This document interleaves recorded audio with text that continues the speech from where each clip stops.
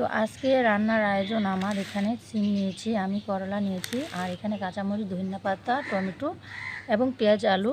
আর এখানে এই মাছগুলো দিয়ে আমি আজকে রান্না হবে। তো এখানে তেলাপিয়া মাছ নিয়েছি। তো এখন মাছগুলোকে কেটে নিব, চলুন কেটে নিই।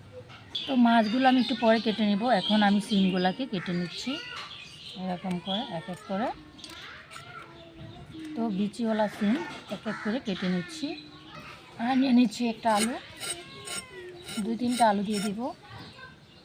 আর নিয়ে নিচ্ছি এখানে আলু। আর এখানে আমি করলাটা এরকম করে কুচি কুচি করে নিব। করলাটাকে এরকম করে কুচি কুচি করে নিচ্ছি। তো এরকম করে আমি করলাগুলোকে কুচি করে নিয়েছি আর ধুয়ে নিয়েছি। আর এখানে আমি সিমগুলা এরকম করে পরিষ্কার করে ধুয়ে নিয়েছি। তো চলুন এখন রান্না করতে চলে যাই। পেঁয়াজ আর তেল দিয়ে দিলাম, 1 চা চামচ হলুদের গুঁড়ো, একটু পানি দিয়ে দেবো আমি, 1 চা চামচ মরিচের গুঁড়ো আর স্বাদ মতো লবণ।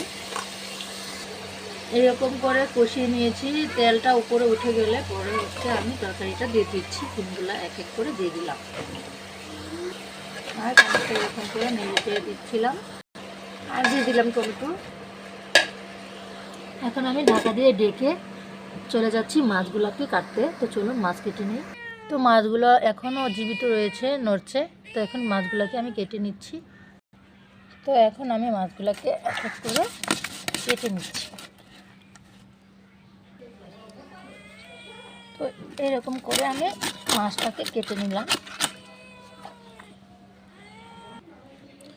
এখন হলুদ, মরিচ আর লবণ দিয়ে মেখে নিব, মাছগুলো মেখে ভেজে নিব। আর এখন মেখে নিচ্ছি মাছগুলোকে ভালো করে। তো তেল ঢেলে দিচ্ছি বড় বড় সাইজের তেলাপিয়া মাছগুলোকে ভেজে নিতে। তো হলুদ মরিচ দিয়ে মাখা মাছগুলো এখন আমি তেলের মধ্যে দিয়ে ভেজে নিব। তো এক এক করে এখন আমি তেলের মধ্যে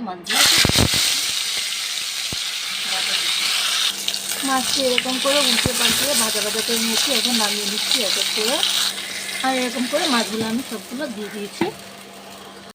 তো হয়ে গেছে আমার রান্না। কেমন লেগেছে অবশ্যই কমেন্ট করে জানাবেন।